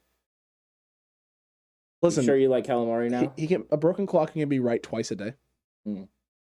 Can be right twice a day. He's right on this one. Mm-hmm. Calamari's bomb, dude. It's good.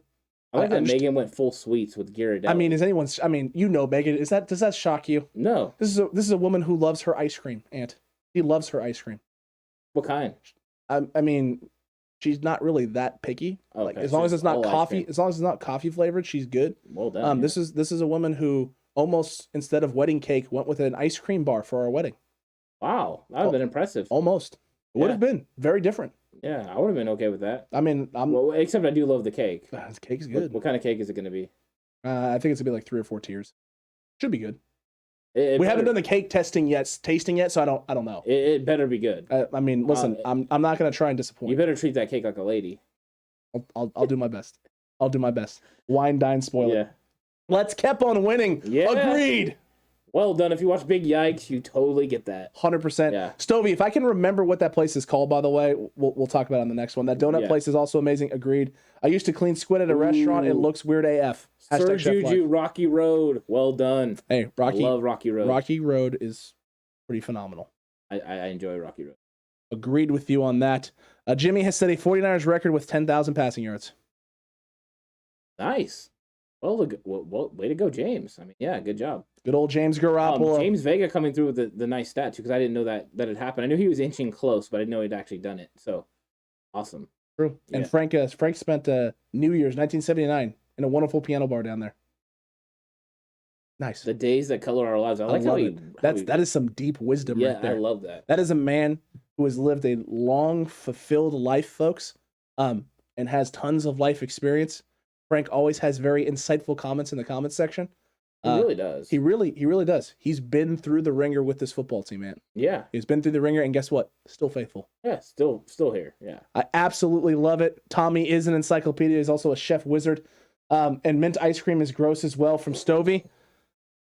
I mean... Stovey, yes. I don't know if I can agree with that 100%, but it is what it is. Kittle set an NFL record today with back-to-back games over 150 receiving yards. Did not know that either. Well done, Josh Cooper. Cutback crew coming in. Josh Cooper coming through for the first day, and I mean, huge impact already. Huge, gigantic. Rookie of the day for sure. Rookie of the day on the cutback. That's accurate. I think it has to be a word. I didn't even ask you for your vote, but I figured. No, you got it. You hit the nail on the head there. Yeah, definitely. Beautiful. Yeah, beautiful. All right, Cutback crew, listen, we're going to wrap this thing up right here, right now. We cannot thank you enough. Subscribe if you haven't already. Hit the like button if you haven't done that. And smash that notification bell, little bell icon right next to that subscribe button. That way you don't miss any of the content we got coming out on this channel. If you're new here, daily content, 11 a.m. every day. Tomorrow, Monday, 9 a.m., 49ers Face-Off with Jay Hill, who's been in the comment section commenting the whole day. It's going to be a wonderful conversation. And tons of great content all week long, whether it's Quest for the West, whether it's What's Good with Jay and the Bays on Fridays. And you don't want to miss the Madden simulations. Because the Madden sim this last week predicted a 49ers win in overtime on a Brandon Ayuk touchdown.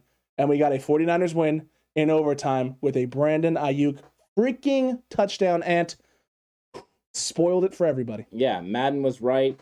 And yes, Tommy, I will check out those the gig you played. If you post those videos on IG, I will definitely go check that out. I enjoy checking out Tommy Huxley's Instagram from time to time. He put some live music and stuff on there, so it's nice. It's true. It's true. We'll see you at Face Off 9 a.m. tomorrow, and we'll see you for the game recap show in which we dive into the nitty-gritty details of this 49ers win against the Bengals. But Ant, I think it might be time. Yeah, it is. It's time. Let's chalk another one up.